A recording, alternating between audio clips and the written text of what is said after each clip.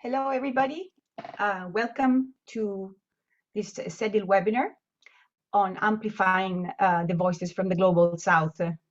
My name is Marcella Vigneri, and I am Research Fellow with the Center of Excellence for Development, Impact and Learning. SEDIL is funded through UK aid with money from the British people. And this is the first webinar of the new series for the academic year 2021-2022. Just a few words of housekeeping before I introduce our chair. We ask you please to only use the Q&A function to ask questions during the panel discussion.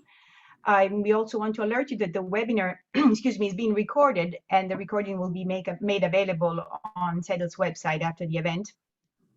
And we also ask you, if possible, to complete the post-webinar survey, which you should be redirected to at the end of the event. So it is my great pleasure to introduce Dr. David Amaya, who is Advisory Board Chair for SEDIL, and has a very distinguished profile. He is a CEO and President at the International Center for Evaluation and Development, and he has over 25 years of experience in leadership in monitoring, evaluation, and research and learning. He served as head of strategy, monitoring, and evaluation at the Alliance for a Green Revolution in Africa, and he was also senior director for monitoring and evaluation at the Millennium Challenge Corporation, and director for monitoring and evaluation and acting director at Food Security Specialist for the Adventist Development and Relief Agency. We have a very dense session, so without any further ado, I will pass the floor to David, who will be chairing our session and introducing our speakers. David, over to you. Thank you very much.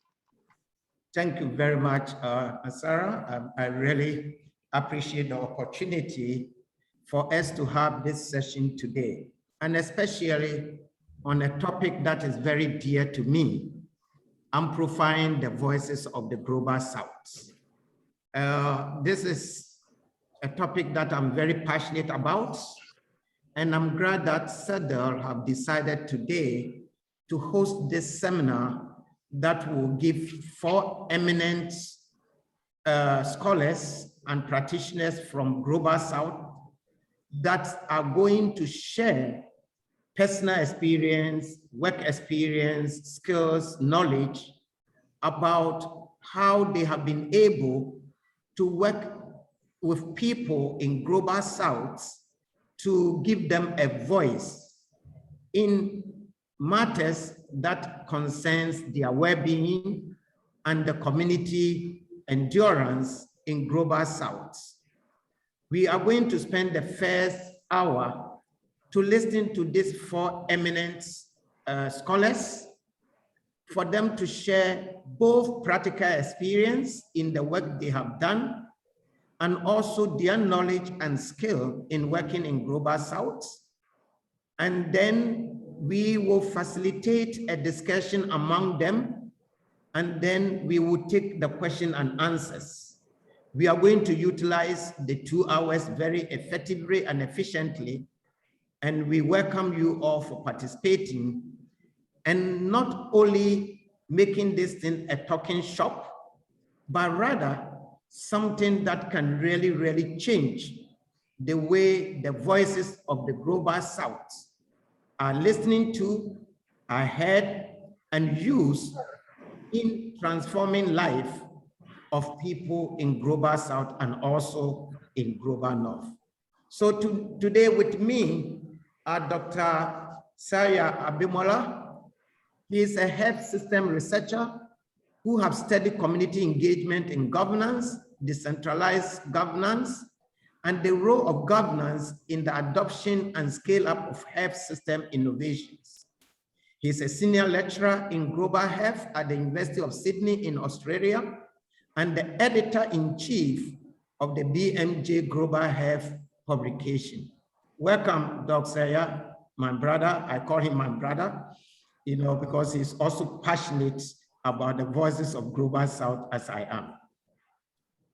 With me is an eminent professor, Rehman Sobhan, who have served as professor of economics, Dhaka University, member of the Bangladesh Planning Commission, Director General, Bangladesh Institute of Development Studies, founder and executive chairman, Center for Policy Dialogue, CPD, executive director, South Asia Center for Policy Studies, and is currently the chairman of the CPD.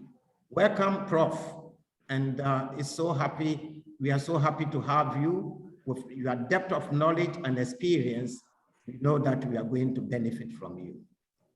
We have Dr. Sapna Desai, who is an associate with the Cooperation Council, New Delhi, India, where her work focuses on women's health, community-based intervention, and health system.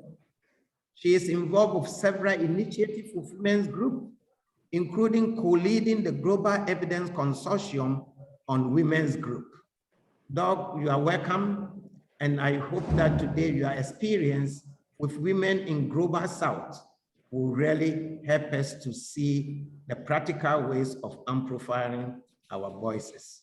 My senior sister, Dr. Johann Calmer, is a retired senior lecturer from the University of Cape Coast.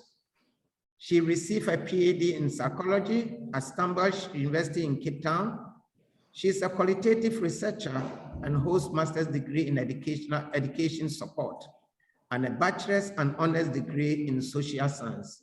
Welcome, ma'am. And we know that you have limited time, but your time that you are going to spend with us today will really, really benefit us. So without wasting time, I will hand over to my senior sister to share her experience working with people in Southern Africa. Welcome, Doug.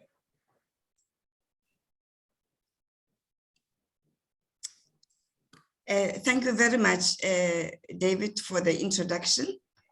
I'm going to share with you a critical reflection of my fieldwork challenges and lessons learned from doing a qualitative research project among people with epilepsy in Cape Town, South Africa. Next slide, Susie. First, I would like to acknowledge my colleagues, my study participants, my local field assistants, and my collaborator, Professor Leslie Source of Stellenbosch University. Next slide, please. I'm going to present a story from the research project that I've done, but I will start with a key take-home message and then give you a bit of synopsis about the background and the total story that I love, and the cultural issues that emerged during my fieldwork, and my ongoing reflection on issues of language as a factor that perpetuates stigma. More so that I'm also a nurse by profession, and I've worked in healthcare services, and this has been an issue for me. And the key message and thoughts for further consideration. Next slide, please. The key take-home message from my presentation is that issues of culture need to be explored further because they can affect the research process. In fact, as Linda Dewey-Smith says, cultural issues should not be deemed as unimportant or as barriers of research, but they should be an integral part of practicing and doing indigenous research. Hence, I'm going to be focusing on these issues today. There is also a need to look at the role of language on how it perpetuates stigma in our written academic literature, in research practice, in the protocols that we do, and in our own professional practices. We need to pay attention to transcribers' issues, especially their emotional safety when conducting research on sensitive topics. We might think they are far there, they are just transcribing, but in fact, there are some emotionally laden tapes that they transcribe. Researchers need to be curious, as I realized that curiosity is important, and to reflect upon issues of unexpectedness, because these can enable in-depth understanding of the study context, such as the story of the tortoise that I will tell you about. Next slide, please. Next slide, thank you. My study was on looking at subjective experiences and perspectives of people with epilepsy and their carers about the illness itself. And the aim was really to understand this, how they feel and experience the illness, and to develop, to use the findings to inform policy and to guide intervention programs. Of course, I use the qualitative research design because it allows stories, and I use the explanatory framework of Arthur Kleinman, which I actually loved, because from that framework, you ask questions that can allow people to tell you stories. Hence, as David said, amplifying voices. And it's only through stories that we can amplify those voices. So my theoretical framework was based on such questions. Of course, I used the data and the thematic data analysis method, and then I summarized the key findings, which were mostly about the poor health service care services that people with epilepsy experience. And that raised some questions for me. Why are we doing research when in fact our research findings cannot improve the services that especially people with epilepsy, such as stigmatized illness, cannot receive proper and treatment that can improve their health outcomes. Next slide, please. I want to reflect on those moments of surprise, as I told you about this tortoise story. You can imagine, as a qualitative researcher, you go to people's homes and then you are offered a seat. You cannot just come in and sit. So I was actually given a place to sit, and I did not know that under that chair that I was sitting, the tortoise had been hiding there from the beginning of the interview until it appeared after the interview had ended. So I cherished these accidental moments or revelatory moments, that they are important in research. And you can tell stories about these moments, as the sudden appearance of the tortoise sparked my curiosity to learn about this animal and the cultural meanings attached to its appearance. Because epilepsy is rooted in supernatural beliefs about its cause, its understanding, and treatment. So the tortoise seemed old like me, but I became curious. And as Cynthia and Lois states, a researcher needs to be curious in all aspects of his or her research project, because curiosity is about listening carefully, it's about digging deep and challenging assumptions and welcoming surprises. Next slide, please. So embracing these surprises made me to understand this social-cultural context, because now I understood this tortoise is about ancestors, making us ancestors happy. And that is quite key in our own African culture. The tortoise is also viewed as a powerful and committed, conscious animal. So I became aware that as a researcher, you don't have to come in a community rushed as if you are just coming to shop. You've got a list of things to do when you go for shopping. You have to adopt a slow pace when conducting in-depth interviews to get those stories. And this will allow you to listen, to observe, to be curious, and to make time for reflection after the end of each interview. Next slide, please. Now, with regard to these cultural issues that emerged during my fieldwork, I actually looked at what culture refers to. What is it all about? Now, from a sociological perspective, it consists of values, beliefs, systems of language, communication, and practices that people share, and that can be used to define them as a collective. And to Huey Smith states that these aspects should not be deemed unimportant. So I'll give some examples of these issues in the next slides. Next slide, please. The cultural beliefs and practices and my actions in response to these issues. I encountered with a field, someone in the field when I was doing research, and this researcher, this field assistant, informed me that he cannot work with traditional healers because of his religious cultural beliefs about traditional healers. So for me, it was a surprise, but I had to respect. So here I'm bringing the issue of respect, which is quite important. So he, in view of this respect, he actually made some way that he could get someone who could assist me when I was now doing interviews with traditional healers. Now the religious leader encountering during recruitment, this was a very exciting and a learning experience where when I was trying to inform or to get informed consent, and the religious leader said, can you sit down, opened his Bible and read to me about the issues about epilepsy, how Jesus chased the spirits away and that he has that power to heal this illness. And he was, of course, not interested to hear about getting informed consent or what I was talking about the illness, that we have the power to pray and to just like Jesus did. So I had to respect those cultural beliefs.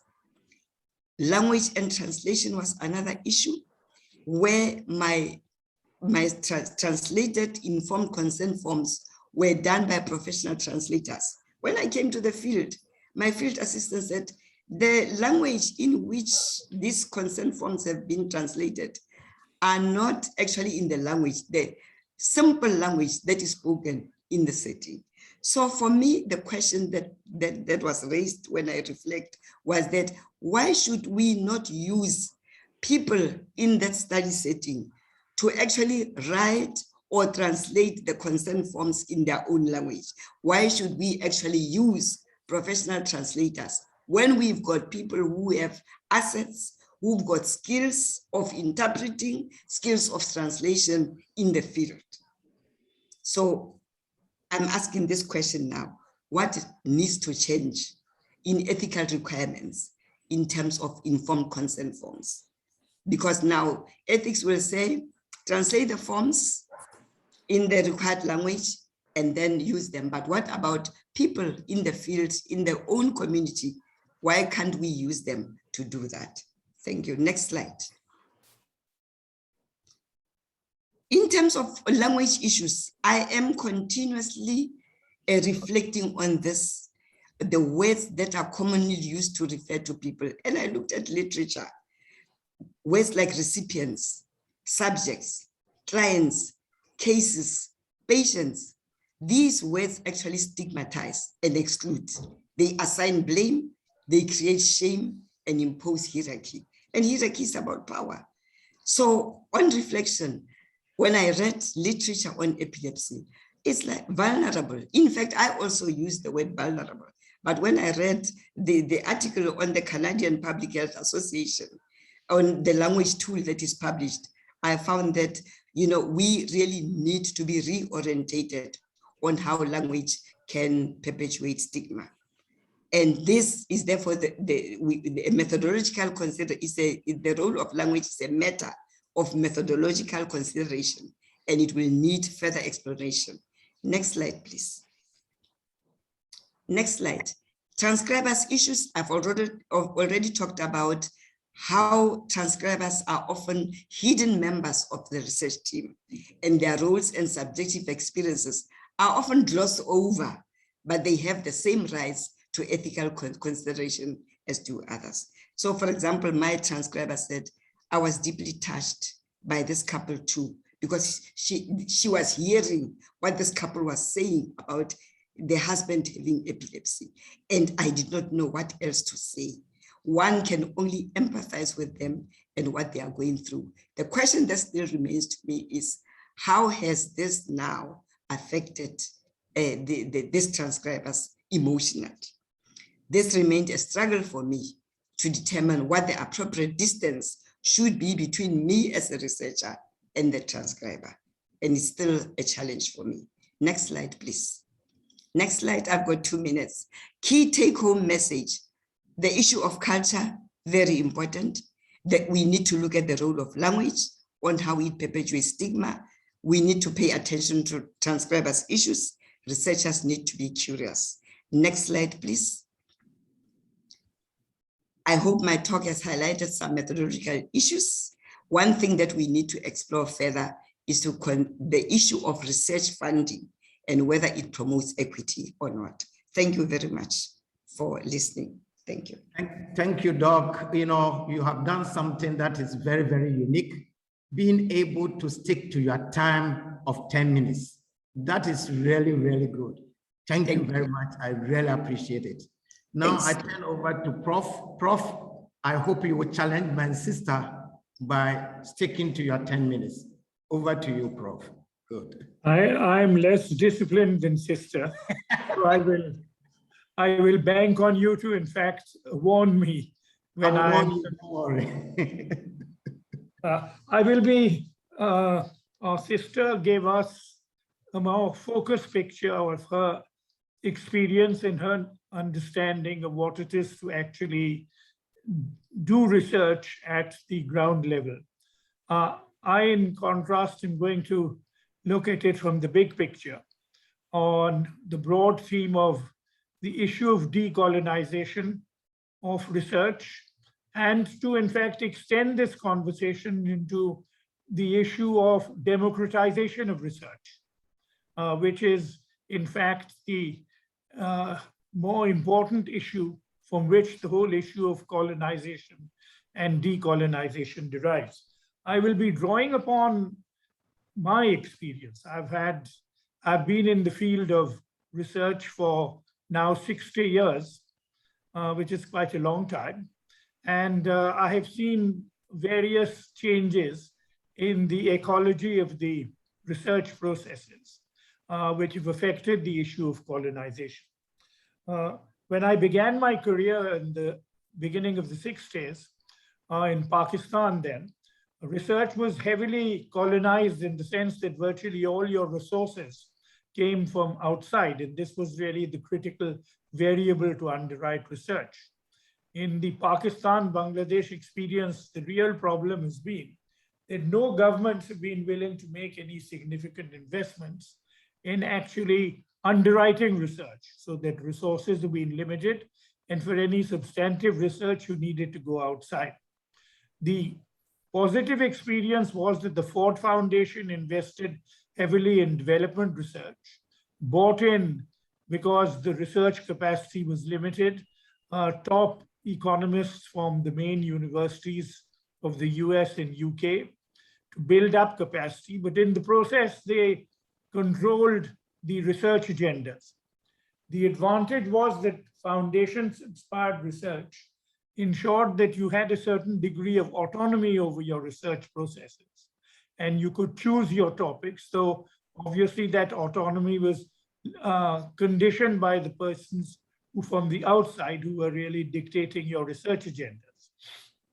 The issue of capacity building, of course, had a fallout from this, because virtually all the capacity which was built since then, usually from external funding, led to capacity export eventually, because all the people who got degrees from the best universities with scholarships went outside, and in fact actually then earned their livelihoods outside, because this was both acceptable for their livelihood aspirations, but also for their career advancement, because to be located in outside institutions ensured that you were much more likely to get published and to, in fact, pick up the necessary language which is appropriate for you to get published in the appropriate journals.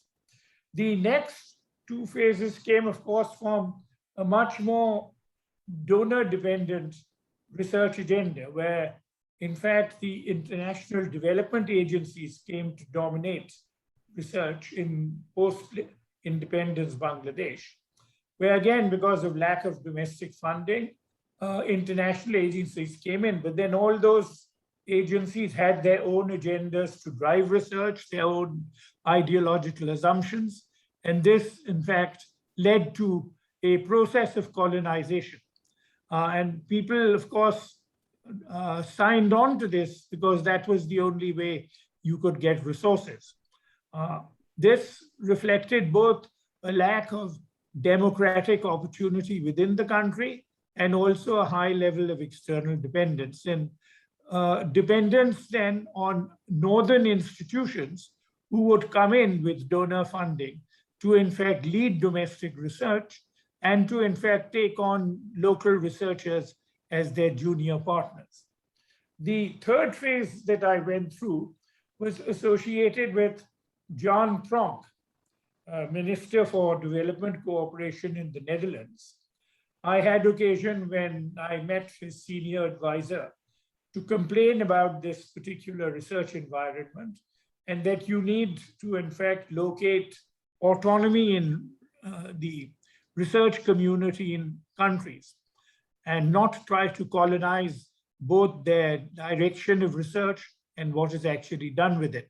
So I remember Pronk convened a meeting of development researchers, both from within the Netherlands and also around the developing countries in Gothenburg in, I think, northern Netherlands, in which we raised these issues, and from that, the Pronk initiative initiated for giving substantive funding without strings attached and without identifying any agendas, so that you would retain complete autonomy. And he, in fact, gave a substantial fund to Bangladesh to do that, which led to the sort of research which Johannah talked about. Facility came up where, in fact, researchers went out and interacted with the local people, heard their voices, drew them into their research programs, and helped. But the problem with that sort of research was that it wasn't going to produce the sort of publications which were really going to get you advanced anywhere. And the funders themselves then gradually became disillusioned with the lack of visible research output. And as far as I know, the Netherlands and other donors have now gone back to the status quo ante, but now they are at least more sensitive to the need for building partnerships with local research institutions. However, again, there is an element of colonization over here. For example, DFID has this program now that if you are approaching DFID for funding, they will say that you must get into partnership with a research institution in England. And then they will depend on the institution there to really do the designing of the program and to in fact pilot it through the funding agency. And of course, then look after the publication process. Now, this is the current climate. Now I will round up because I'm sure I'm running out of time here and point out that all this originates, I see, in a way, domestic failure.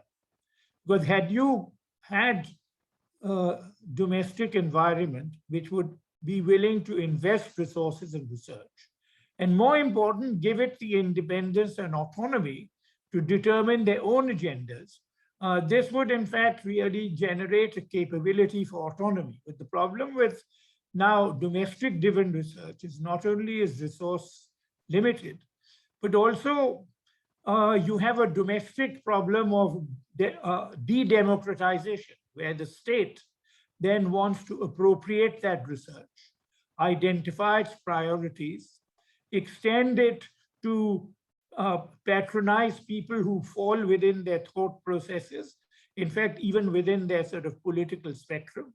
I don't know if Sapna will be talking about the current climate of research under the present political dispensation in India, which has now begun to show tendencies which previously perhaps was less apparent in India. But in Bangladesh, this has been a problem for quite some time. And we have to, in fact, take this into account. So this has, of course, meant that there has always been a disconnect between research independence, linking with the subjects of research, and in fact, listening to their voices when you, in fact, design your research priorities, and when you then identify the constituencies who should be targeted with your research. Unfortunately, the climate as it exists is driven by researchers who need to access resources to research, but also to improve their livelihood circumstances, to use that research to then get international exposure, and in many cases then to export the capabilities which they have accumulated and to use it to go out and seek work outside, because that is where they feel they can advance themselves both professionally and in terms of the future of themselves and their family.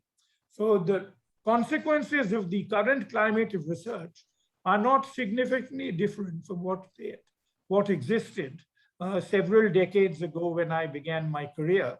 And the problems still remain the same. The incapacity of our regimes to recognize the importance of autonomous, people-driven research, and to, in fact, give resources to people to actually do research which will address their concerns, that it may well be contrary to the expectations and the agendas of those who are exercising power. Thank you. Thank you, Prof. I'm sitting down here and I'm thinking about it, evolution of colonization and decolonization of research. And I think I have to really get in touch with you. I'm writing a book on value chain of research. And this background information is so rich, 60 years of research. I think what we have given to us. David, I want to make just one last point, which would be of relevance to what you were saying about the global South. Yes. As I speak to you, one of my colleagues is participating in a meeting of an institution which he helped found, of a network of Southern institutions called Southern Voices, yes, who are holding a meeting with ODI in London at this very minute as I talk to you, addressing the issue of giving greater voice to Southern research. So my institution, Center for Policy Dialogue, has been actually involved for quite some time in trying to build these Southern constituencies, which would in fact try to take control over their research. But unfortunately, the problem with even Southern Voices is it is heavily dependent on international sources of funding. And there are no indigenous resources which are willing to be invested from the Southern side to in fact actually promote research. I've had this problem in my South Asia Center for Policy Research, where again it was externally funded, and neither the big Indian institutions, nor my own institutions, nor our business communities were ready to come forward and invest resources. Thank you. Thank you, Prof. We will talk about it during our discussion. Let me shift it to Sapna. I don't want to take your time. Please, you can go ahead, bring in your experience in the subcontinent, India. Thank you. Well, thank you so much for having me. It's an honor to be here with all of you. So I'm going to come at this from yet another angle. And the way I look at, it's funny, I call it global health because I only work in India. So I don't know if I really work in global health, but public health in India. And I think about the field as a whole. And I think there's values that underpin the way the field works, that if we are to really analyze those and think about them, a lot of which may follow in terms of amplifying the voices we want to hear actually become logistics. It's, to me, values that underpin a lot of the problems. So the first is this idea of the South and the North. I actually don't necessarily use in my own thinking, but I'd like to propose thinking about it as distance, and distance as a frame of reference. And I'll tell you why. When I did my first degree in public health, it was in America, the Harvard School of Public Health, in a Department of International Health. When I left, I was one of maybe 14 people, or 3 of 14, who left the US or left the West. And I came to Delhi and everyone said, oh, Sapna's taking a field job. So I came to Delhi and I sat in a fairly posh colony and I wrote a lot of reports and I wrote funder proposals to the Global Fund, and I did lots of things because really that's all I was trained to do at that point. I could write in the language that needed to be written in order to access funding for local NGOs, but I individually was very frustrated because I wasn't learning. So I left Delhi and I decided to go back to Ahmedabad, to where I had first worked ever in my career, the Self-Employed Women's Association, which is India's largest trade union of women. When I left Delhi, everyone said, oh, Sapna's taking a field job. So I left Delhi and I went to Ahmedabad. Get to Ahmedabad, I'm working in this amazing trade union of over 1 million women members. And I sat in the office the first week. Then at some point I was writing very important reports at the time, analyzing data, because again, that's what I knew how to do. And somebody looked at me and said, have you been to the field? So I got on a bus the next day and I said, no, got on a bus the next day with one of our local health organizers. We went to the subdivisional block, sat in a room with maybe 10 health workers, all who worked in the neighboring villages. They showed me their reports, we chatted, I looked at how they worked, we had some tea, and then, it was getting to be evening. And then one of the health workers actually looked at me and said, it's getting late, would you like to go to the field? And, that moment it hit me, this idea of who defines what the field is and whose voices need to be amplified has so many layers, and it's really starts with your frame of reference. And to me, that distance matters so much. It doesn't really matter to me if you're in Delhi or if you're in London, it's who's traveled that distance and who's spent that time to make sure those questions we ask are relevant. And I don't think being in a certain capital necessarily gives you any more relevance as in being somewhere else in the world, to be very honest. But also the translation process, the use of evidence in country takes years. And these processes are rarely read, in my experience, by researchers. So studies I did at Seva, and I continued to spend the next decade thereafter that, we spent years working with activists, with policymakers, with doctors, with whomever it was, to shift things very, very slowly and incrementally. But some of that requires just being there, doesn't it? So not having that distance. So the second, and I just wanted to emphasize that I don't think it matters where you are as much as where your values are in terms of whose voice matters. The second is, I think, how we've decided to define expertise. And I think in public health journals and public health conferences, the methodological and the technical just dominate. They over-dominate, they dominate. Those are the voices we hear wherever they're from, but they're very much the methods experts or the technical experts. Something I think we've done a much more, I suppose, been more challenging job has been defining the practitioner as expert and giving that practitioner the space. And in my own experience, and perhaps I should be ashamed to say, but in a decade working at Seva, I didn't write a thing, not a thing that went to international journals, but even locally. One is I didn't feel equipped with the language, or I was rejected quite often because I didn't come from that frame of reference, despite my education, which I found really interesting.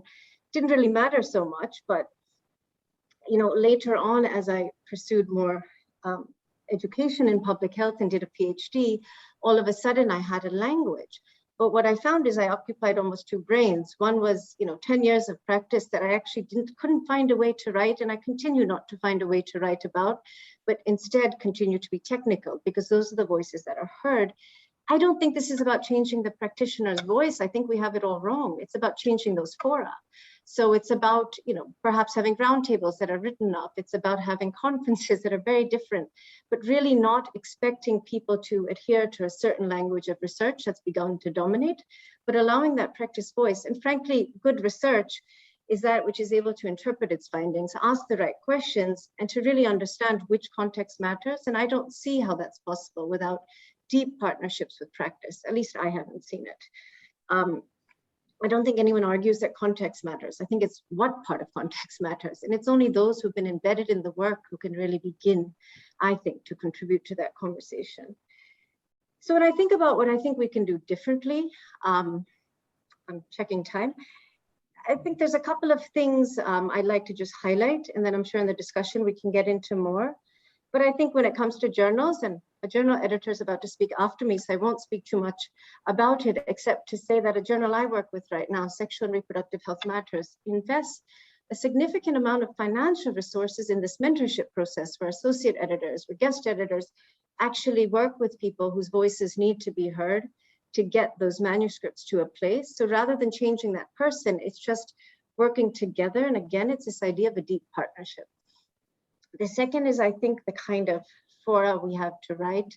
I think we can be much more imaginative to ensure that the voices that have bridged that distance actually are heard, because I think that's where it's not really to me north or south, it's who's traveled the distance, metaphorically, I suppose.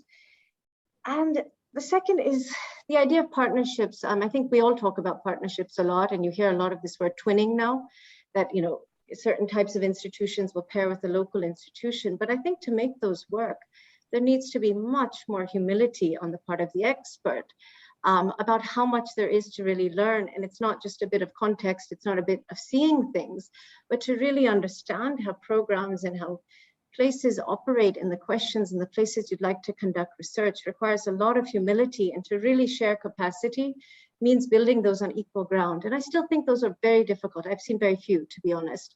And I think people try, but I think it really begins again with the value system of valuing a practice and then valuing the voices closest to the work. And the third thing, you know, I think just to wrap up is that public health education, at least I speak from my own experience of having been both a practitioner and a researcher, but studied in these global institutions, is that, you know, maybe we need to take a leaf out of medical education sometimes, I think. I wouldn't talk to a doctor who hasn't done a residency. I really don't, you know, who hasn't gotten their hands dirty for those years of practical training and actually know their field to become an expert. And I find it interesting in public health and global health, you know, we're quick to listen to experts who haven't really done that deep training. And I mean that training with people in places. And this idea of expertise being only methodological, I think, is, or technical, is problematic. And the idea of continuing that medical education, I may have cut my teeth the first decade of my career, but that doesn't mean it stays static. I mean, even for me, sitting where I sit in Delhi, it still requires consistent engagement with the people and with the questions and with the places I'd like to work in. I mean, it doesn't just stop because you've done it once. And I think that's a mistake many of us make. And I think, you know, to be honest, if we want to change how this field works, with the risk of sounding cliched, I think we need to turn the lens on ourselves and ask, like, you know, who do we value? Whose expertise do we value? Who do we read? And also ourselves, do we continue to bridge that distance? And I think it's a question of time. It's a question of investments and really long-term capacity sharing of institutions that is not extractive and short-term project-based. I haven't seen many examples, though I think there are some that we can learn a lot from. So with that, I will stop and let Seye go, but thank you very much. Thank you very much. You know, you have brought something in the 80s, whose value counts, Robert Chambers. Who is the expert? That is a big question. Who is the expert? The publisher or the practitioner? Well, let me throw it to my brother. Doc, over to you. Thank you very much. And it's such a pleasure to follow this really great and brilliant and very well experienced speakers. And I suppose what I bring to this discussion is a combination of my time working in government in Nigeria, in the Federal Ministry of Health, and having a research career and also being a journal editor. So in many ways, in my life as a researcher, it was built mostly on my experience working in a Ministry of Health. And previously, before that, being a medical doctor, and before that, being the son of a midwife who had a community practice. So I've lived most of my life sort of thinking about these issues across different spaces. And as a researcher and now as a journal editor, all I've been trying to do in one sentence is trying to reconcile those roles. One of the things that struck me personally when I was in the ministry and became a researcher subsequently is how disconnected the research infrastructure is from the decision-making infrastructure, whether at the community level or at the government level. It's almost as though researchers are doing their own thing and the world is doing its own thing. And I often struggle with, why are we doing research? Why are we doing research? And as a journal editor, when a paper comes to me, one of the things that I ask myself is, what is the likelihood that this research will do good in the world? And of course, there are markers that help me make that judgment, one of which is to what extent are people whose hands are dirty really involved in this paper. So to Sapna's point, often when I see a paper and it's from practitioners, I'm extremely excited. When I see a paper and it's all full of researchers, highly credentialed researchers, I'm like, I'm not so sure. But like, it's cute and it's nice, but will it do good in the world? Or has it done good in the world before it came to me? So I suppose the first question that I want to speak to, and it's a tension in my own mind, is what is research for? Or who is it for? Why do we want to hear, in quote, southern voices? What is the point? And if we, sorry.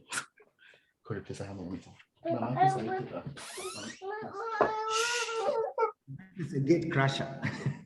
She's come at the perfect time. Okay, let's continue. So the question is, whom are we doing research for? What is it for? And why do we want to hear southern voices? And for me, what I often hear when people say we need to hear southern voices is that we want to hear southern voices on northern platforms. And we want more southern voices to speak on northern platforms. But really, when reflecting on my own personal experience, when you break things down, you really want southern voices in southern spaces. You want southern voices to influence decisions in southern spaces, first and foremost. And when I take that seriously, the question I ask myself is, do we have a research infrastructure, whether locally or globally, that allows that to happen? And if we wanted that to be our mission and our goal, how do we start to reimagine our research infrastructure, our knowledge infrastructure to serve that purpose? And as an example, I will be far more interested. I'm currently doing a study. I'm trying to understand the kinds of conversations people are having about ethical issues in relation to research in different spaces. And I'm trying to pick one journal from each continent. For example, the American Journal of Public Health in the US is a candidate for that study. And I've been looking for a journal in Africa for that. And I haven't found one yet, where there's a rich, ongoing 5 to 10 year discussion on ethical issues in research. Now, very often, those discussions about Africa happen in American and European journals. And there's a sense in which when you're speaking to an outsider, it's a different conversation. So the kind of conversation I would read, for example, in a journal in Brazil, I have one on the list from Brazil, or in the Indian Journal of Medical Ethics, which is on my sort of South Asian list, they're just different conversations. And so just having a sense of how do we begin to build a knowledge infrastructure in the South that actually speaks to the South primarily. Of course, other people can read it, but speaking primarily to the South, for me, is one of the big challenges in this space and in thinking about Southern voices. Now, the second point that I want to make is about, so there's a lot of discussion about decolonization. And for me, it's decolonization is best talked about without talking about it directly. In other words, go at it from a very concrete place. Pick something that's very concrete and get at it. And in this context, I've been thinking a lot about decolonizing sort of disciplines or methods. And just from my seat as a journal editor, what strikes me is that what we need to decolonize is our purpose. Whom is development research for? Whom are we trying to communicate with? Whose minds are we trying to change? Now, as an example, we often defer to this idea that we want to change the minds of policymakers. Or policymakers are our sort of audience. They are the most tangible audience that we want to shape. And I've been thinking a lot about the absence in the literature that I run and edit, about the lack of a direct sense of audience that is activists, right? That is sort of unions, like as Sapna described. So why are we not serving them? Why do we assume by default that we are serving policymakers? And in many instances, we are serving policymakers that are very, very distant away from us and from from the theater of action that we are trying to influence. The third point that I will make, and that's my last point, is on capacity building. And again, it sort of relates to my two earlier points. That in many instances, when we talk about capacity building, we are talking about essentially turning Southern voices into Northern voices. In other words, there's a tendency, very active tendency that I've observed in my friends and colleagues of people being educated out of their context. People being educated out of their, not out of physically, but the context educated out of them is a better way to put it. Sort of you educate a person's ability to interpret their own realities and their own context from them, such that they begin to speak as if they are North Americans or Europeans about their own setting and about their own reality. And I think it's important that when we think about capacity building broadly, to remember that we want to build capacity of people, for people, to best operate and function within their setting, whatever that setting is. And not to turn them into people who, again, as Sapna described, who are obsessed with methods, but much less interested in what is real and what really matters in terms of using knowledge to make change happen. And I'll wrap up by saying that we have tended a lot, and I think Professor Rehman sort of made this point, we've tended a lot to copy or to recreate or to try to recreate the West or the global North because of our colonial history. So we just, well, they do this in the global North, so we're going to do it. They publish papers in this, so we're going to do it. They do studies in this, so we're going to do it. Such that we then, you know, someone who is studying their own context has to pretend as if they are not studying their own context. Because to study a context in the standard way, in quotes, means you are studying it from a distance. So we write our papers, for example, as if we're not. So I'm expected to write about Nigeria as if I'm not Nigerian. So to sort of almost pretend as if, I'm looking at this from a distance as if I'm sort of this American who is studying Nigeria. But really, for me, the question is, we need to be stubborn, persistently stubborn about ensuring that we are not just recreating something that is not organic, that we pay attention, as Dr. Johannah said, to what is really in the context, what meanings are there, what realities are there, and how do we make the most of those within those spaces? How do we fashion a knowledge infrastructure that helps connect a system to more of itself, right? Because ultimately that's what we're trying to do with development research. We're trying to connect systems to more parts of itself. And I think amplifying Southern voices means taking that very seriously. Thank you very much. Thank you very much. Because of Dr. Johannah's time, now I want to throw it back to you. You have heard all the other three panelists. A refreshing. I have so many times, but I want to respect your time since you want to leave. I want to give you the platform for a refreshing on what the three other panelists have said compared to what you have said. So I want to give you that chance before you leave. Thank you very much, colleagues, and for the insightful contributions. What I've heard really, it's the importance of funding. And I wanted us to actually look at equity, how that funding of research perpetuates inequities. I mean, from my own experience on doing epilepsy research, I could not get funding, I could not collaborate because HIV/AIDS was the most funded project. And even when I said there are people who have HIV-related seizures, I could not get researchers to collaborate with me because I was studying something, a topic that was not of interest even to funders. And in terms of the context, what my colleague, Mr. Abimbola said, it is very important to understand the context. Hence, I chose to speak from the African perspective. As researchers, we do not have to lose ourselves when we are in the field.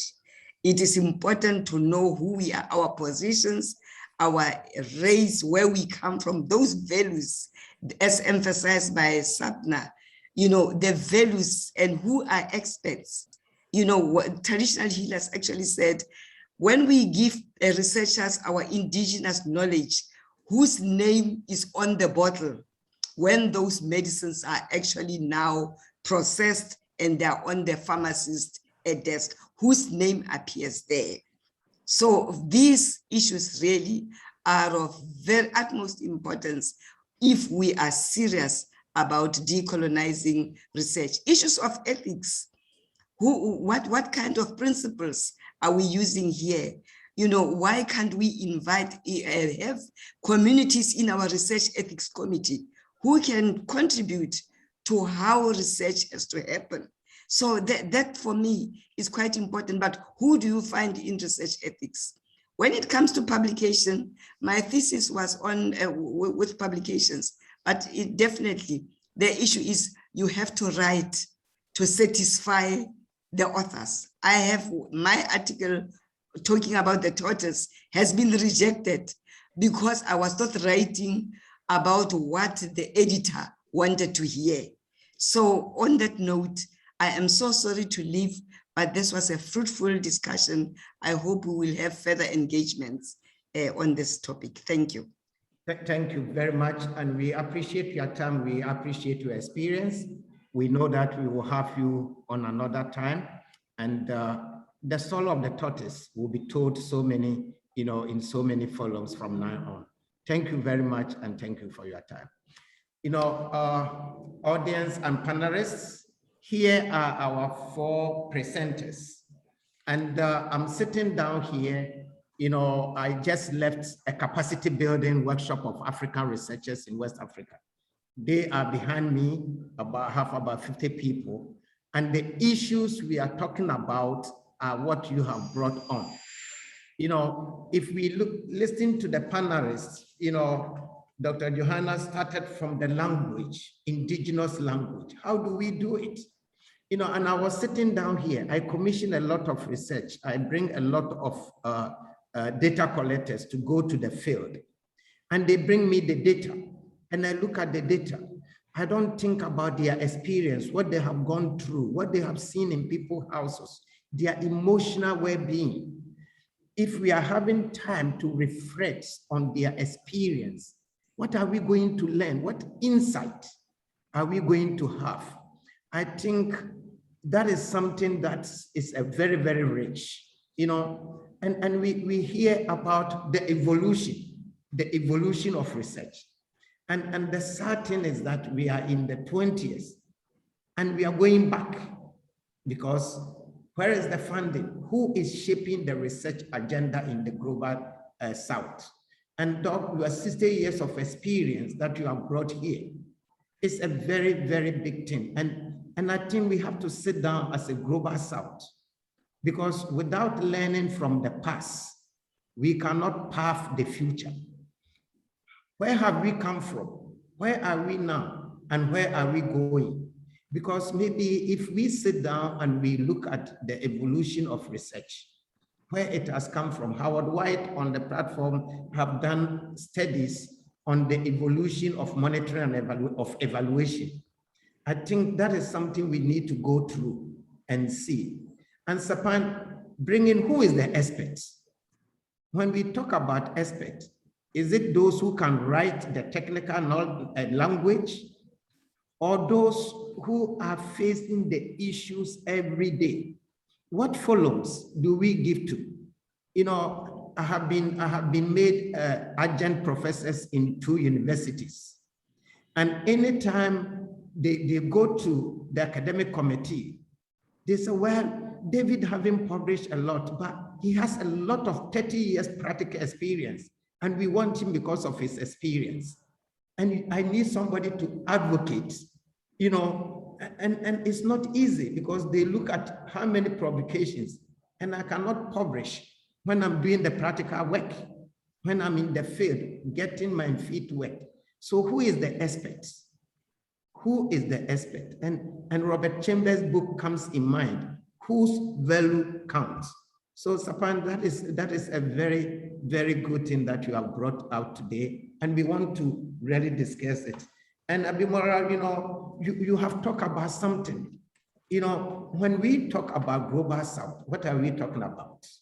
And looking at the 54 people on the hall behind me here, what are we building their capacity? Building their capacity to be Northerners, building their capacity so that Northern publications will accept their publications, or building their capacity so that their research can be relevant to their own policymakers. And do the policymakers really, really even recognize their voices? Whom are they talking to? And these are some of the things. But we have 1 hour, and I would like, the 3 of you to take up. And I think you have listened to each other. So, I will start with Professor Rehman. From what Dr. Abimbola and Sobhan have talked about, what do you think? Who is the expert? And who are we writing about? You mentioned something about our research of the people for the people. Who are the people? How do you think about in your 60 years of experience, Prof? Well, the problem which I had been trying to emphasize, as I said, the others had the advantage that they all come from a shared community of health-related research and were talking about the specific experience in that area. I was looking at it from the big picture. And the issue with the big picture actually is that very little has changed over time because the sources of funding have not changed.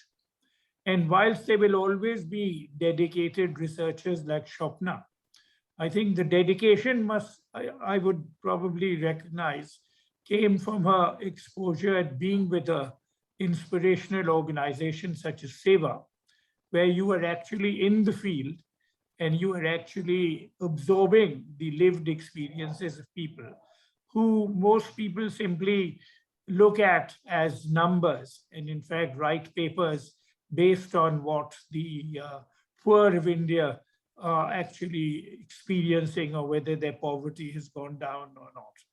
But you have shared that experience. Now, the practical experience is that a great part of the upwardly mobile research communities have different agendas. I mean, whilst they may be talking about poverty, whilst they may be talking about ground level issues, they are still really pursuing their own professional careers. And their own professional careers are driven by the sort of publication records they can in fact put on the table. I mean, you were fortunate, David, that your field experiences were sufficiently recognized for you to in fact be in great demand. But the normal human being who is out there will still be asked to put their research publications on the table, particularly if they are wanting to get into the sort of better universities. And here, your market is different. You research about people who you use as a launch pad for promoting your own professional career.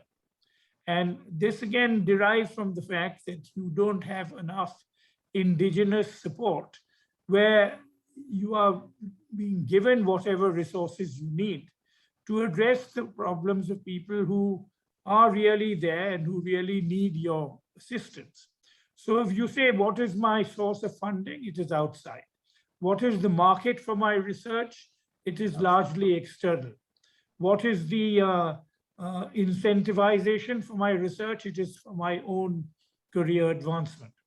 This, I think, is the objective reality within which we operate. And if you want to change this, then there has to be a very substantive indigenous change in our particular countries, both in terms of whether you have political regimes or you have autonomous agencies with resources which are willing to invest in people who are going to stay home, who are going to direct their research to the constituencies who most need to benefit from that research.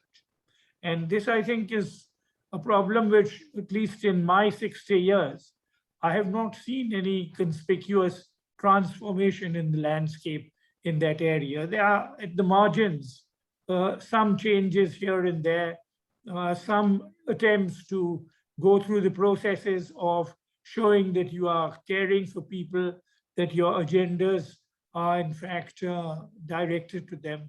But at the end, there is a bottom line, and that bottom line, I don't see, has changed very much. Thank you very much. You know, you said something here that I've noted. Source of funding outside, market outside, motivation, career advancements. That is really, really profound. That is very profound. Sapna, take it up. How do we do it? I want to start with the market. So I think there isn't a market for what we think a research output is. A paper published in a fancy journal, a well-respected journal, a good paper. That's not what the market wants. I mean, if I think about, so one of my big pieces of work that I've been focused on for the past 15 years is a very specific issue in women's health, gynecologic ailments and hysterectomy and its use in particular. Very niche. I've been working on it for about 11 or 12 years. It took 7 years of working with people to translate that research, not have me present it, but have people work together to form new partnerships, to understand that question, to look at it in different ways, have the doctors take it up. I mean, if I think about it, that paper didn't do very much. That paper was published somewhere in 2010 and it's probably sat there. But what really fed, quote unquote, the market and what changed and, you know, incremental change I see, let's say we changed the way we collect data on the issue, for example, now in India, was this long process after. So I think when we think, and I think this is probably where it's counter-aligned with most researchers, where the incentive is that paper. But the paper is just the beginning, if at all, right? It's that long process, the numerous presentations, the partnerships, the coalitions that are built to make whatever we're learning useful. And typically you're sent back to think about it 10 different ways. So to me, I think when we think about the market and we think about people, the activists, for example, and I think that's a really important point, you're researching for people who care about the issues, wherever they sit. And to make sure that evidence is used, if it's useful, is a very long process. So I do believe there's a market, it's just not for a paper. And I think if you're a committed researcher to the issue and to the topic, you wouldn't stop there anyway. So maybe it's time we question those incentives. And I believe there's efforts to try to look at, you know, policy influence of a paper. And I mean, I don't understand how that would even be done, to be honest. But I think it would be really interesting for all of us to go back and reflect on all the papers everyone's written and how useful they really were. And perhaps that's where we need to start asking the hard questions. I don't think that changes the job market, unfortunately, and that's something I can't answer. Well, you know, I'm thinking 7 years, long process, 7 years to really, really work on a paper. And you haven't finished, you are still working on it. Maybe you are not competing for a professorship in university where your career pursuit is based on number of publications. You know, you are doing a practical thing and you are working on it. So you want to come up with something. But most researchers are in the academic fields. Most journals want articles that they can publish. So this leads me to, you know, Dr. Abimbola, you know, you are in the journal and you are doing this thing and you are academician, you know, you want your professorship. How do you work with Sapna to work on a paper for 7 good years, a long process, so that it can really get, the market should be different? How do we do it? I have to clarify, I didn't write a paper for 7 years. We were working on the issue for 7 years after the paper. 7 years, sorry. No, but I want to ask Sapna a question here, David. Yes. If I might. You see, you have told us about your story, but working in India and looking around you, I mean, what do you see as the big picture? I mean, what actually do you think is driving research priorities and agendas and incentives for the larger majority of people, particularly those who have got significant aspirations for upward mobility. Yes. I mean, how would you perceive that? Yes. Shay, would you like to answer that first thing and then I come back, or how would you like me to do that? Can we take this one? We will come back to that. Yes. So okay. yes. Yes. So it's on you. Okay. Yes. Okay. So I was going to begin by correcting the story about Sapna's paper, because I think it's an important story when we want to think about what the future might look like. So I believe very strongly that one of the places where the incentives can be restructured is academic journals. I know universities have their own, it's a beast of an incentive, ecosystem. But one of the big players in that ecosystem are academic journals. And I think that in many ways, academic journals can be a place where some norms can be reset, even if progressively over time. Now, earlier this year, I think it was March, I published an editorial. And as an editor, I get to sort of talk too much in editorials and sort of just think out loud. And one of the ideas that I was throwing up in that editorial sort of spoke to Sapna's experience, which is it possible for a journal to say, to Sapna, you have your paper, wait till you've gone through that 7-year experience before you submit it for publication. In other words, I want your research I want your paper to contain the research and the learning process and the change process that came about through it, such that a paper is only publishable after that story has run its course. Now that is almost idealistic and unimaginable that it would happen, but it's a useful counterfactual to the status quo, to ask ourselves, how do we begin to think differently about how we even think about research? Because in my view, one of the reasons why, in my view, and this is potentially a controversial statement, one of the reasons why research doesn't get as much traction as it might get is that it's not described in language that people readily understand and people readily grasp. And I've been again thinking about why not think about research as learning or as contributing to a learning process. So you generate evidence, which itself is a process of learning. And the process through which you get that evidence into practice is itself a process of learning. The process through which policymakers, activists, etc., use that knowledge is a process of learning. And if we describe what we are trying to do as helping a system to learn and help contributing to the learning of a system, my view is it takes us to a slightly different place in how we orient research and orient ourselves as researchers with the system within which we are working.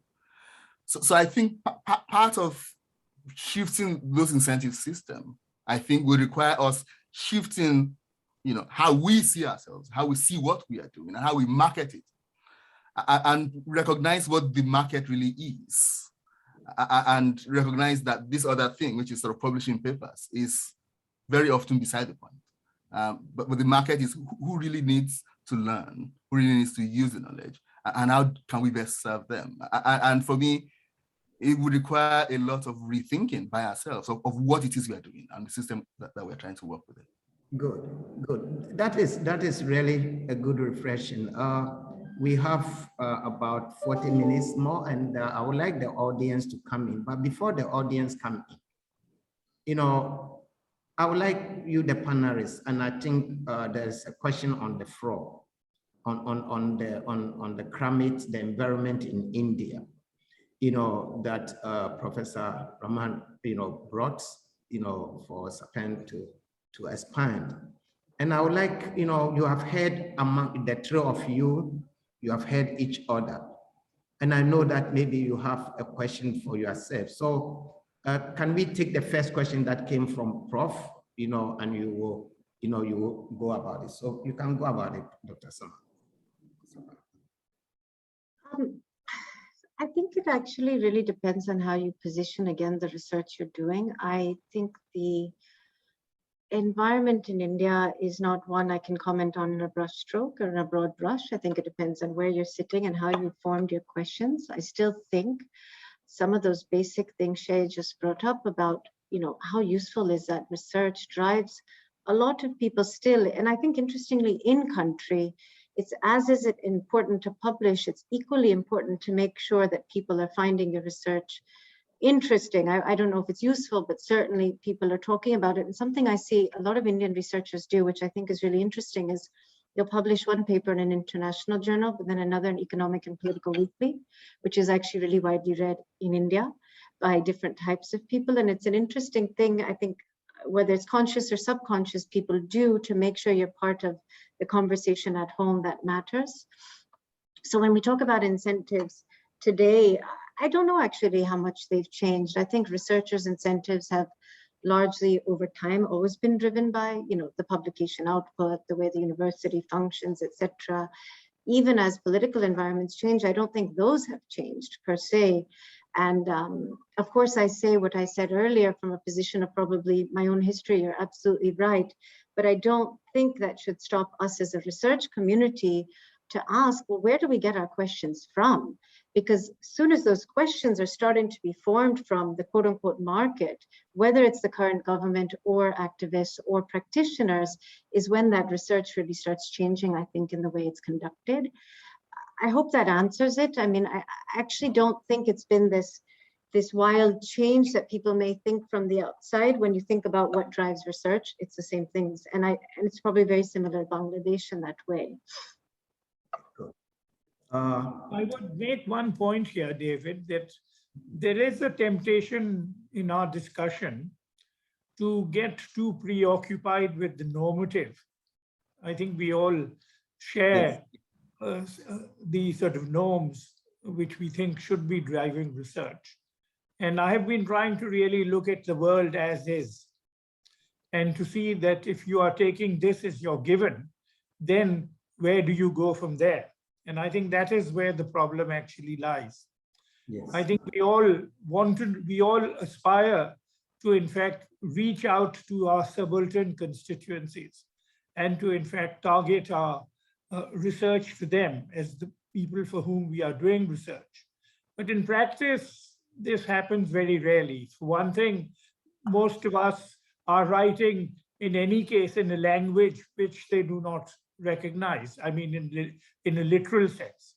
I mean, in Bangladesh, at least now, quite a lot of research is done in Bangla, which of course is a great advance, so that you are communicating in a language which people actually speak.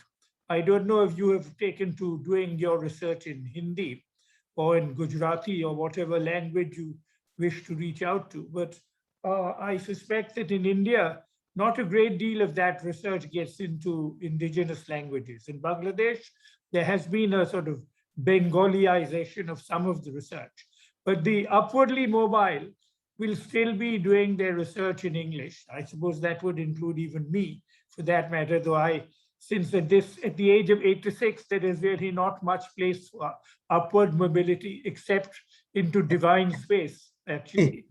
So, at this particular stage, I would say that the real problem still remains that if your resources come from outside and you are not really getting the necessary domestic support, and you're not willing to, in fact, actually impose, you may say, constraints on yourself in how you live, so that you can actually do research at lower cost for people who actually need it, and to constituencies who, in fact, are going to make use of it. You have to also learn to communicate your research to that constituency. There again lies the big failure in actually what is going on at the research level.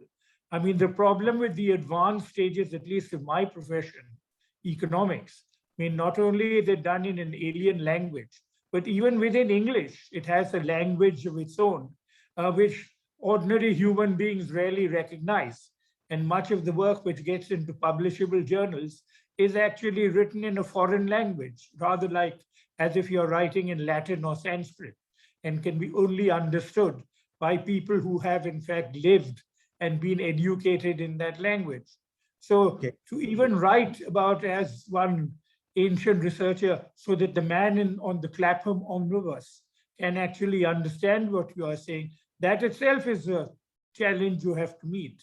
So there are various layers of communication in which there's deficiencies. And this comes, as I said, down to domestic politics, to funding sources, and to your own domestic, your own personal motivations in terms of what you want to do with your life and how you want to really, with whom do you want to communicate? Good. Prof, that is a good thing. And I'm going to Dr. Abimbola, the issue of language, Sapna brought it, what language do we use? How do we recognize it? And all those things, the issue of language as an editor, how does it come in here? You are doing hefting, and people who are not expert may not be able to use those language. How do you tackle those issues? And then after that, we will take some questions and see how we'll be able to get it. Yes. I am very conscious that I edit a journal that is based in the UK. And that is run in English. And I'm very, very, very conscious of it enough to admit to myself that there's only so much it can do in terms of language. That said, one of the things that I have been promoting in the journal is a kind of paper called practice paper. So the kind of paper that Sapna will be able to write very easily about her experiences and her work. The kind that you don't see typically. And even though this journal has an editor who is very keen on this kind of paper, has been asking for it in different fora, we still get about 20 research papers, traditional research papers, for every single practice paper that we receive. Even though practice papers are more likely to get published, they're more likely to speak in sort of regular, everyday language. They're more likely to come from a place of experience and learning and sort of lessons from trying to solve a problem. And so first is in terms of language, even within the space of English, there's a lot to be said for thinking about the work we do in a way that allows us to write about things that people can learn from. And not just sort of research papers that are often episodic in their nature. Sort of you do a study for 5 years, you publish something. You do a study for 3 years, you evaluate it, you publish something. Sort of almost, episodic in that way. Whereas the kind of practice paper that I'm talking about is how you've learned over time, experience, etc. And you can speak in English, really, regular English, that is, not academies, in those kind of papers. So that's one way of thinking about language, just sort of formats of publication that allow people to speak the way they would speak normally. Now, on the other sort of language issue, which is really proper language issue.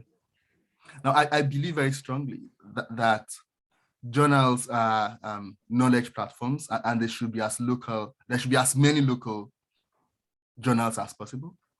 I'm the first person to know that the way a Nigerian uses English is different from the way that an Australian uses English. One is not superior to the other, right? So I would like very much for there to be sort of health, economics, etc. journals that come from Nigerians and speak to Nigerians. And I think in having such platforms, multiplicity of such platforms, we will perhaps be able to address this language problem better. Because I think trying to write to a British journal, which after all is said and done, the BMJ is a British journal, it's a local journal in Britain. We often forget that very often this American Economics Association journal, it's an American journal. So thinking more clearly and more deliberately about what a knowledge ecosystem looks like and the role of local journals in them, I think would be another way to think about the language problem. Good. Thank you. We have about 8 questions. We will take about 4 of them. So I will turn over to Masara to give me the first question. I think it came from, a numerous attendee. if you can read that question, and I think that question goes to Sapna. Yes. Yes, thanks, David. The question is for Sapna, and it goes as follows. You indicated it does not matter where researcher is based. Could you please speak more about this? That's not a researcher based in London, for example, miss some of the nuisance that researchers working in the global south can pick up on a daily basis. Is it relevant only to be from the global south, but have a permanent experience in these settings? Thanks, great question. I think I might not have been as clear when I made that point. What I meant was, I think what matters much more are not where you sit, but the kind of either the partnerships you create or the quote unquote distance one travels. So being in Delhi doesn't necessarily give, I mean, certainly will give someone some more nuance than someone unexposed, but at the same time, I mean, for a lot of these questions and a lot of the research, it still requires the forward partnerships, the traveling that distance and really understanding or embedding oneself. So to me, what's more, and I've worked with several people actually who are based outside of the country, but who over many years have embedded themselves with one NGO, one geographic region, and worked there over years. And I think that just makes the work so incredibly rich because it's a two-way partnership. So to me, what I would value more than where someone actually starts from, but really is, you know, that forward partnership and really an equitable partnership to benefit both sides. And I think too often we see it, whether it's someone sitting in Delhi or London for that matter, it's skewed towards who has more power. Good. I think there is a second question from one Antonio Caparo. And I think if Johannah was here, this question would have been, you know, very good to her, but let us throw it and see who will be able to take it. Sarah, can you take us to question number 2? So the question comes from Antonio Capillo, who asks if any of the panelists can comment on how traditional or indigenous ways of knowing can be integrated with evaluation methodologies rooted in the modern scientific method.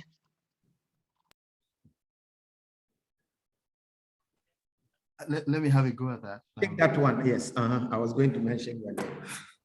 See, I'm very reluctant, often very reluctant to draw a clear distinction between what people call Western knowledge and non-Western knowledge, or between sort of global North knowledge and global South knowledge.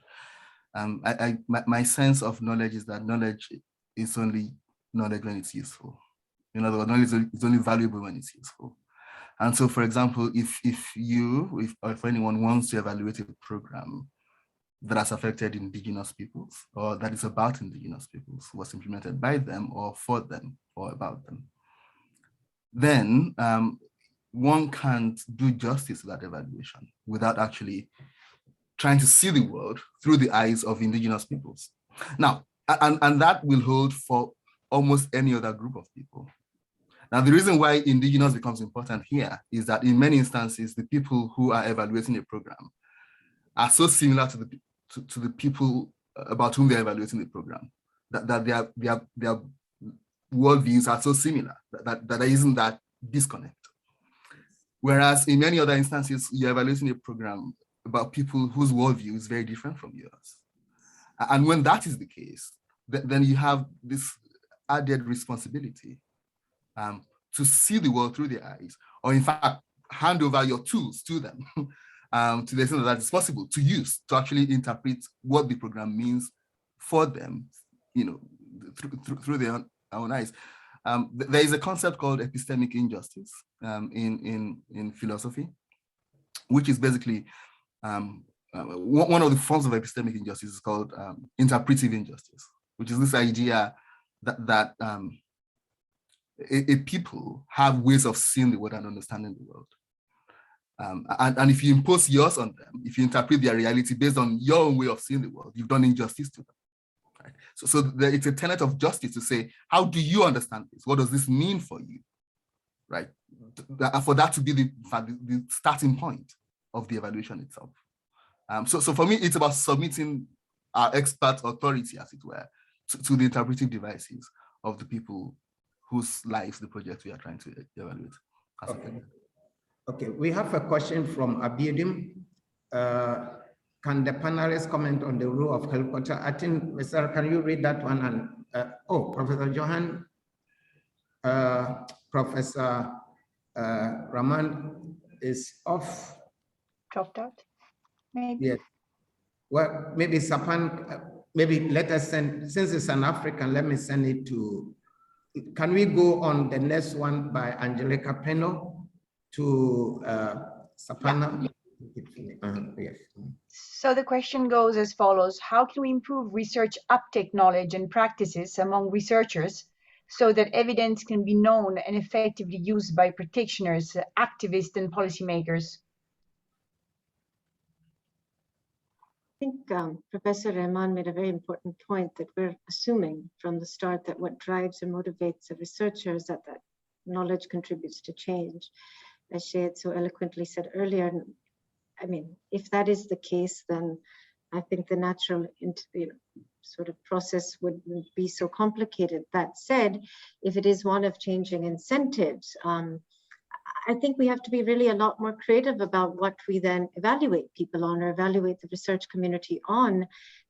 But they're long processes. So I think to ask researchers in a year, well, was that research useful? Did it change any policy is also quite unfair.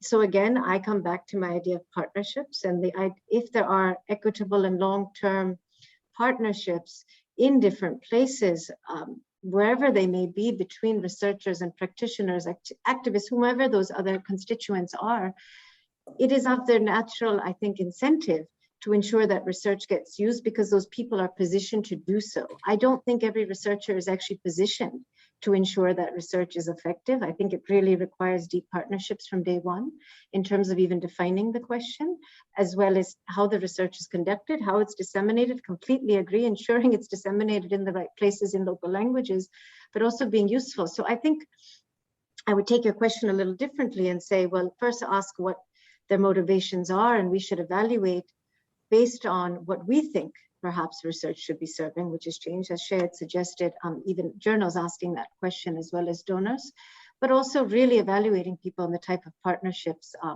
they've created from the get-go, because I think that says a lot about the motivations. Good, good. I think the question I skipped, let me go back to, Abimbola. Can the panelists comment on the role of helicopter? Myself, you can read it better from your side than I can. Can you read it? So the question is as follows: can the panelists comment on the role of helicopter research in deepening colonizations of research in Africa? Yeah, so I'm going to take this up, partly because I feel this is another question about which journals can play a major role. If you know that helicopter research won't get published, then it's less likely that you're going to conduct helicopter research. And I think this is very important because in many instances, what happens is that instead of using the research process to build capacity, support capacity, to transfer resources, it becomes extractive, which is, for me, a synonym for colonization, just extraction. And so I think this is a big problem, but I think it's a problem that journals can help address. And I've been working with a group of journal editors, sort of biomedical journal editors, global health journal editors, public health journal editors. And in the next few weeks, we will publish a consensus statement from a group of journal editors and researchers, mostly from the Global South, about a series of recommendations for journals, primarily, on how to handle potential cases of parachute research. And that involves having a clear reporting format for any manuscript submission from an international partnership that involves a low or middle income country. So there are questions that will be published alongside every manuscript that describes how authorship was designed, where the research question came from, what capacity and resources were transferred and support provided during the process of the research, just so that the knowledge that you're going to have to report on these things, potentially, hopefully, will start to restructure practice into the future. Yeah, so that's one way in which I think journals can play a role in trying to prevent parachute or helicopter research, which I think is a big problem. Okay, good. I will take one more question. There are a series of questions from one Jordan. and it's more of a comments than questions about three parts of it. But let's, now that Prof, welcome, we miss you, you know. Yes, I got disconnected because of the failure of electricity. I know, I go through it every time, so don't worry, we are used to it in Global South. So can we give a book question to Prof? So I obviously didn't hear the question, so it should be repeated. She's going to read it to you. Okay. Okay, shall I take the questions from Jordan Kyongo? Yes? Okay. So is it possible to think about several markets that are part of a larger ecosystem that needs to work better together in order to make a change for the better? In other words, there is likely to be a place for academic journals that Seye represents, and then these can serve purpose in terms of highlighting issues that are a priority globally or locally, with implications for funding, policymaking, capacity building, and the like. Okay, that's the question. Okay.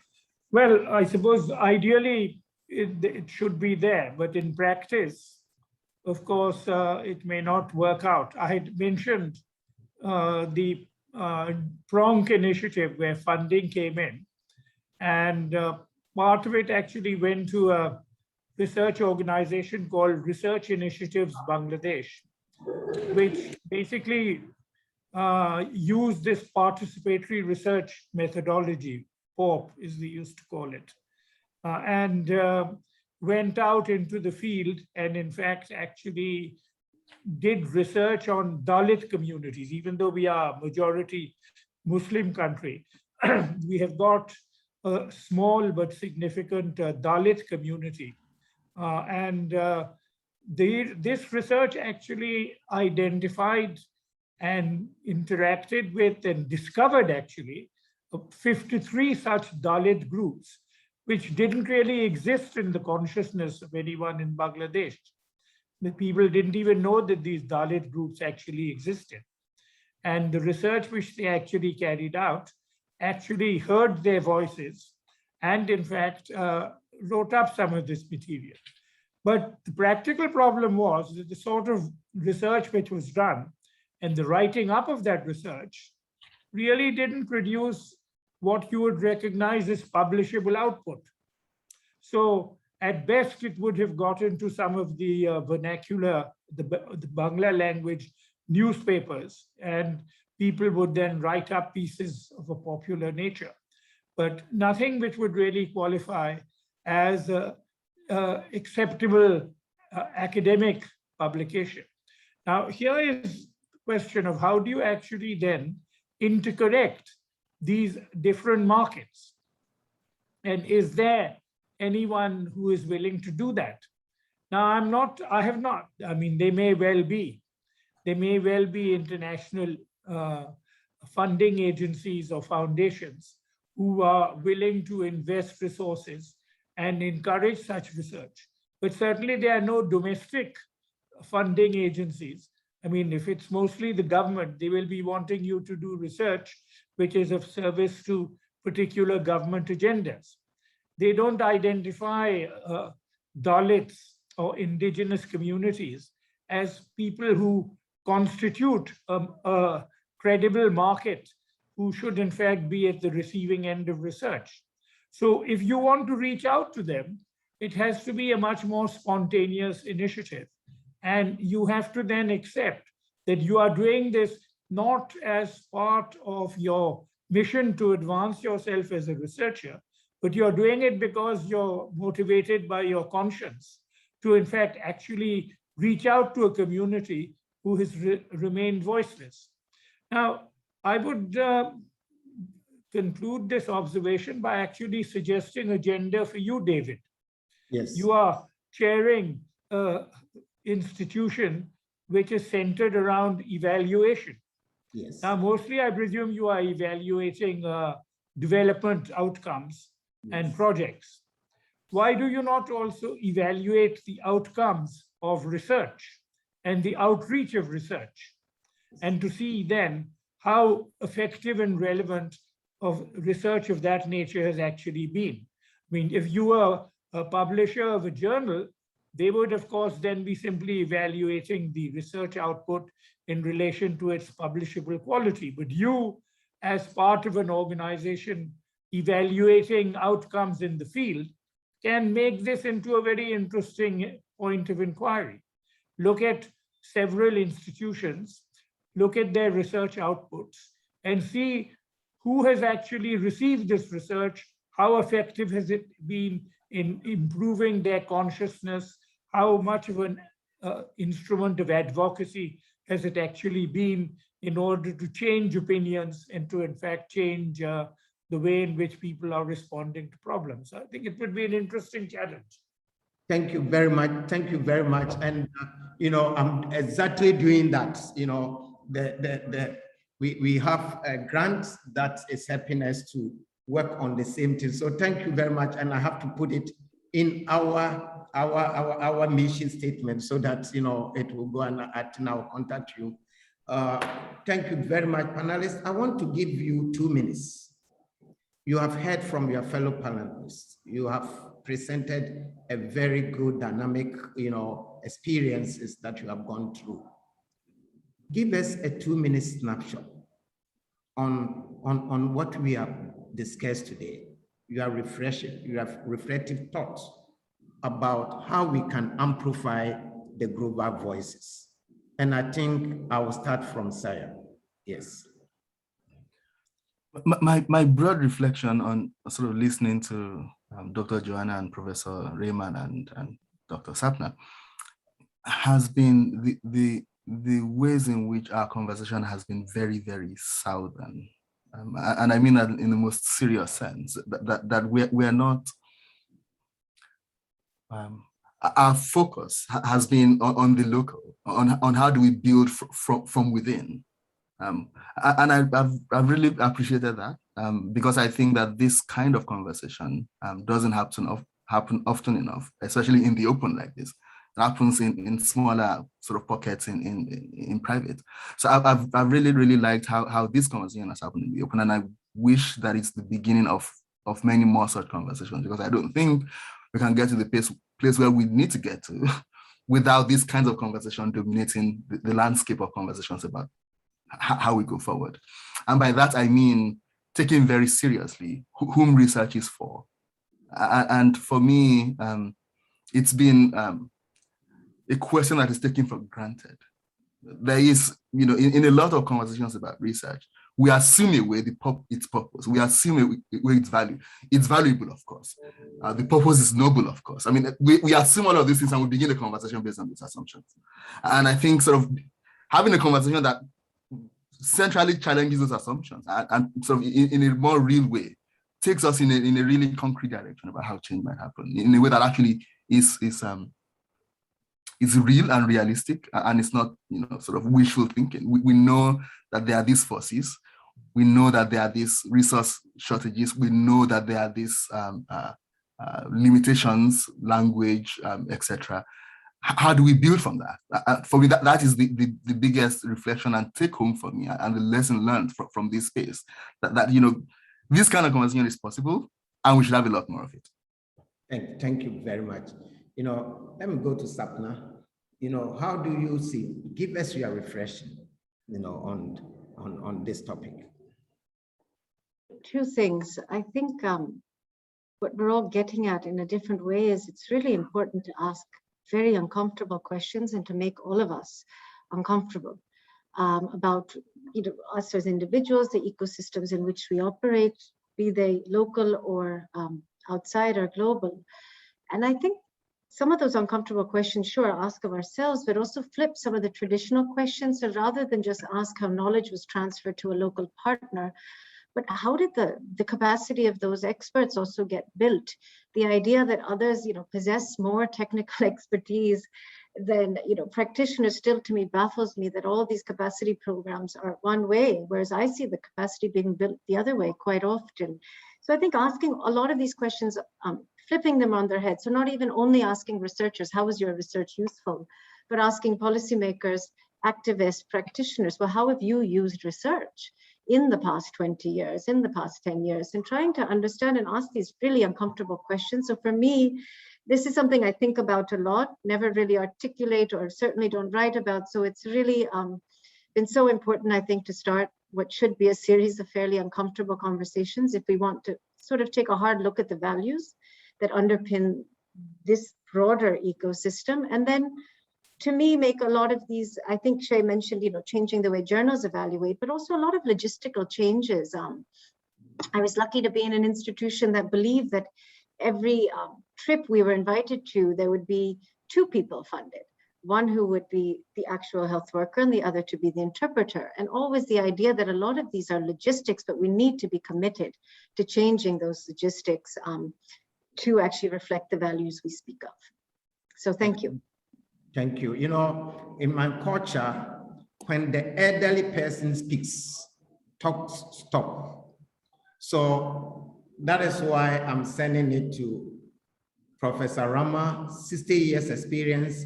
When you sum it up, no panelist is going to talk again. So over to you. Well, I go back to Shakespeare. The fault, dear Brutus, lies within ourselves, not in our stars, but within ourselves. And at the end of the day, it comes down to both the domestic environment and also the environment within us as individuals, as researchers. So there is also the inner voice, which in fact actually then sort of motivates us. And essentially, unless you can bring about significant changes where you will have a community and you will have a state or a government which will say that, all right, we recognize that we want to use your research, but there are people in much greater need of your research than just governments. These are ordinary people. So I'm going to give resources and put it at your disposal. And you go out and reach out to these communities, and you then become the interlocutor of bringing the voices of these communities to me then as the government, so that then I can then incorporate that into my policy-making agendas. Now, this is what you are looking for, a state which generates an effective demand for the sort of research which we have been talking about as a sort of normative, as a normative outcome, as distinct from the positive reality. And if you do that, then you can also, and since you are operating from abroad, reach out then to the international funding community and say, okay, are you also willing to support that research? Because whilst we may be waiting for the ideal domestic government to fall from heaven, and in fact, actually suddenly change its character and behave in the ideal way that we want to, do we then also have international agencies who are willing to also look at the world from that particular perspective and say, okay, let's move away from your bringing to me a research output which I feel is appropriate for publication on my, if not in the journal, at least on my international website? Or am I happy that you say that, all right, I've produced work which has had to the following outcomes in relation to the people and the communities on whom I have been researching. This is how effectively I have communicated to them, and you're going to evaluate the outcome of the resources you have given me in that, on that way. This would be an interesting way to at least conclude this, because if you are continuing to remain dependent on the international system for your resources, which is then can they actually de-link themselves from their own agendas and open themselves up to giving complete autonomy to the domestic researchers? And of course, domestic researchers also have to recognize that if they are not going to be evaluated in the conventional way, this doesn't give them a license to then sort of indulge themselves and to then pretend to do research or to produce substandard work without actually doing what they are committing to do. So there are challenges at all levels, but it starts within us and at home. Thank you very much. You know, this topic is a very big topic, and I know that it's going to dominate this landscape for a long time to go. I quote a scholar, you know, from Ghana, who studied and came back, and this is in the early 30s, and he said the word is like a piano keyboard. You need the black key and the white key to make harmony. When it comes to amplifying the voices of the South, we need both the voices of those in the South and the action of those in the North to make it work. Southerners cannot just take it and make all the loud voices, and Northerners cannot continue to push the way they are pushing. You need a good combination of the white key and the black key to really make a melody. And I think from what we have talked about today, it's something that, you know, all those who are on it, who had the privilege to join us, it's not something that is going to end today or tomorrow. It's something that you and I have the quest to work towards it. For the past 4 years, you know, Prof, we have been doing what we call evidence to action conferences, where we are bringing researchers, development practitioners, and policymakers together so that we can find a way where researchers and policymakers and practitioners can come together and build a good melody. Not, you know, the question that people have put, what is the purpose of our research? What is the motivation of our research? Is it for researchers' career advancement? I come from a small village in Ghana, and anytime I go to the village that I left about 40 years ago, and I look at the people that I left behind, the question that I always ask, and the motivation that motivates me in my quest to see transformation are those people.